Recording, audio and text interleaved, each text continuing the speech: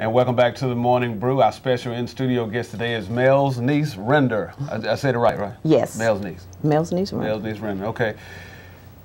You have a big heart. You have an organization that you recently just started. Tell us about, it's called Come Out Foundation. Yes. So tell us a little bit about your foundation, Come Out Foundation. A few years ago, you know, here in LaGrange, a lot of people know me from Come Out With Your Hands Up outreach ministry that I have here. And so a couple of years ago, God gave me that same name for Come Out Foundation for Families about just a few years ago. So the reason I have a heart to help other people is because a few years ago, I was a single parent. I had 4 children, and a lot of times my lights got cut off. A lot of time I would get eviction notice, but I always had a job, but I just didn't have enough money trying to take care of 2 children, no child support. And it was hard, and it was days where I would even feed my children and I couldn't eat. And so I know what it's like to be hungry. I know what it's like to be battered. I was in a battered women's shelter before, not just battered. I was in a shelter because I didn't have enough money to pay my rent, got evicted, me and my children. So I know what it's like to be out there without having enough. Never been lazy, I always worked, but I just didn't have enough to make it. So that's really what gave me, how I got that passion to help other people. And I know it's a lot of people out there that's homeless right now. Okay, so that's interesting because a lot of times when you look at people in that predicament, you kind of may think that they don't work and they don't want to work, and you bring out an interesting point. Some of them are working, they just don't have enough. Absolutely. To continue on. Yes. So basically you're trying to use your experience to bless other people. Absolutely. So what all does Come Out Foundation offer? Do you strictly deal with anybody, or just homeless people, or anybody? Anybody that's in a crisis, just like I was. A lot of people's out here now. A lot of people think that they don't work or just lazy, but there's a lot of people's in heavily crisis and work every day. They just don't have enough. So I meet a lot of those people. I help a lot of people. I have had friends that had jobs and lights was off, and myself and my husband took the whole entire family in our home, you know?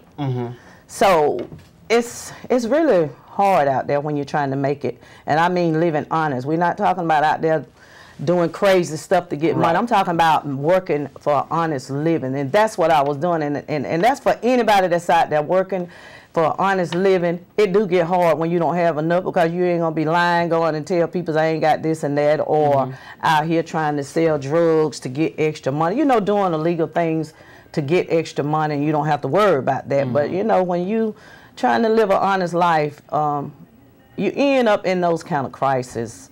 And a lot of time it's things that you just can't help. Wow, and your testimony, I'm pretty sure is liberating a lot of people, because you're able to just share this. And I know a lot of people who have been in your predicament, they're probably not as free to share it with others. But you are sharing that. And I'll definitely applaud you for that, because that's a spirit of humility for you able to admit that. And so tell us what type of, you are a 501c3. Okay. Yes. I got this, a gentleman from LaGrange, but he's out of Tacoma, Washington, Mr. Israel Barsh. I kept trying to find somebody to help me, because I said I needed a place. I knew of some people. At this time, what really got to me, because I was working with a young lady, and she had 4 children, single parent, and she ended up homeless. Okay. And I tried all I could to try to help her get an apartment. They didn't give it to her quick enough, so she was in a home that it really wasn't even fit to live in, to be honest. I've been there, and she finally opened up. I used to just minister to her, because I've been in the ministry for like 30-something years. So I ended up talking to her, and she felt comfortable talking to me. And I found she really opened up and told me really what was going on. And I began to really help her, and I just loved on her and just made her feel good about herself and let her know that she was somebody. And she just opened up to me and told me really, really what was going on. And I found that a whole lot to be true. So really, with me, my children, I was single parent and I was having a hard time. So this child was having a hard time. So my heart really went out to her. I could relate to really what she was going through with, and because she didn't get an apartment quick enough, she ended up homeless, like I said. And I did all I could to try to make sure she get her food. I remember one Sunday after church, I had to get out of church to leave and go out of town to take her food and personal items for her and her children. And I kept trying all I could here in LaGrange to try to help her get an apartment. But you know, when you don't have anything and people keep asking you for something, right? You know, you got to have a deposit for this. You got to have $300 for this. Man, you ain't got nothing. So what I did, I worked hard. I don't need no glory because God get all the glory. What I did, I worked hard, and I mean, I never shared this with nobody. It was just her. So I took money out of my pocket to keep trying to give her money to make it. And even when she got the apartment, and I tried, when she got the apartment, I even took my own personal money to just, you know, to help her get in that apartment, even with her deposit on her lights. But what happened was I was out here on GoFundMe to try to get funds for support to help, because at the time I had got this house. But the only reason I couldn't use it because I found out I had to have a sprinkler system, and I didn't have the money to get a sprinkler system because it was so expensive. Right. But finally, the same week that I went and got her and her children, I just went and got them. Didn't know where I was going to go because I found out about the sprinkler system. I was excited about going and get them, but then I found out I had to have a sprinkler system, and then I didn't know what to do. So happened they called her for the 4-bedroom apartment here. So God had that all worked out. But I know, just like her, just like I used to be, it's somebody else out here in need, because I still since then met people that, I mean, didn't have food, they didn't have nowhere to go. I mean, lights off. I remember last summer, this family had, they had moved next door to where I was on Hamilton Road, and I would see them go in and out, running in and out of their cars. And I was wondering, went outside to tell them, I said, you know, did you know your lights was on? And they had rented this house, but I didn't know what was going on. And I was thinking they lights, you know, I was just letting them know I didn't want them to run their battery down. Right. So I kept seeing them running in and out the car, but what happened was, what was going on, this young man and this lady, they didn't have any lights. Wow. And it was like 90 degrees. And when I went out there, they didn't want to tell me, and I looked and I kept talking to them, and I was saying, well, I introduced myself to them because I didn't know them. And they just went on and told me, and I was just letting them know that, look, don't be ashamed.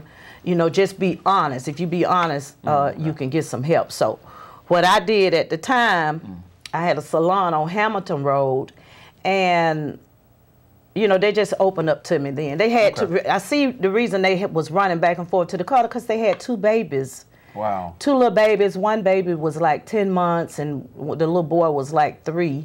And they was in the car with the car running. They trying to keep them cool. Wow. And they was running back. You know, I'm sorry. Wow. Trying to keep the children cool from being so hot. And they would just run back and forth in the house. So what I did was, I give God the glory for this, because I don't need any.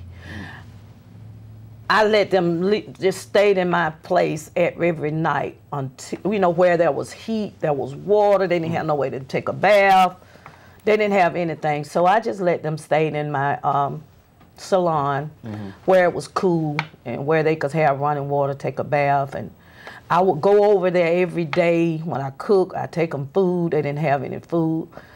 You know, so I helped them with this until he got hired on his job, until he could get his lights on. And he got his lights on, and it's a lot going on out here that a lot of people just don't know.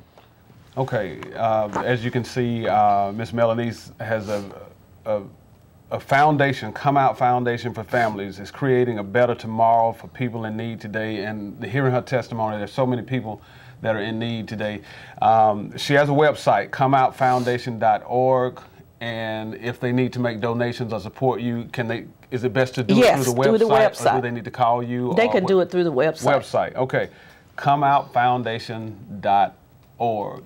And then if they wanted to write a check, they could send it to Post Office Box 918 here in LaGrange. Here in LaGrange, okay. Yes, Post Office Box 918.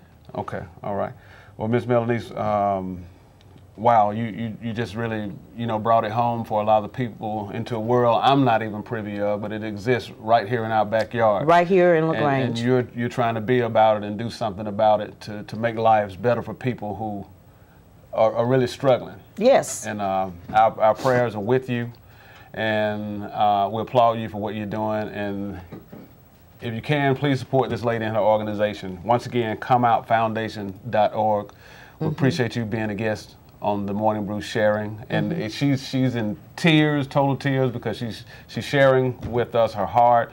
And like I said, I appreciate you, and I know you're impacting the life. You're actually doing just what Jesus would do. Yes. And we appreciate you being a guest on the Morning Brew. I want to say this. Okay.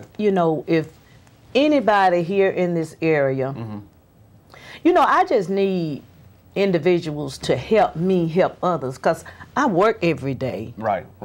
So I even got to go to work when I leave here. I just took off to come because it is an urgent need. Yes, all of us have to have a sense of emergency, because there's people out here struggling. I don't want to cripple people, but I want to help people and try to get them the resources that they need to help them get back out here in the society in a positive way to help others. Right. That's the thing. That's what I want to do. But, I just need a building with a sprinkler system, because that's what I got to have. And it makes sense to me, but at the time I did not know it, because you want to protect the people that's there in case if you have a fire. I just need a building. Okay.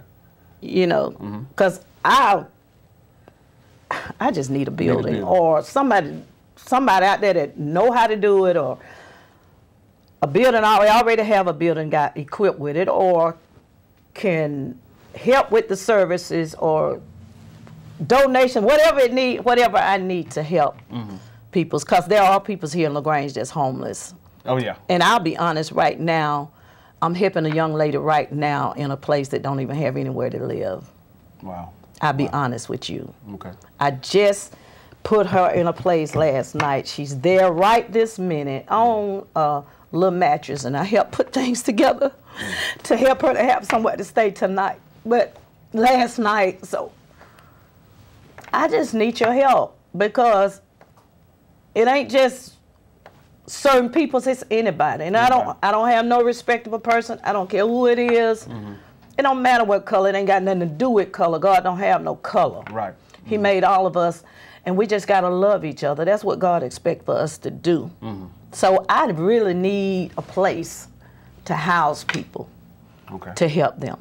All right, well, we're touching and agreeing with you that will... Would you all do that with me? Yeah, we're touching and agreeing with you on that. I appreciate that, because it's needed. And after we go off air, anytime you want to call us back to assist Melsnease Render in the Come Out Foundation for Families, please call us back.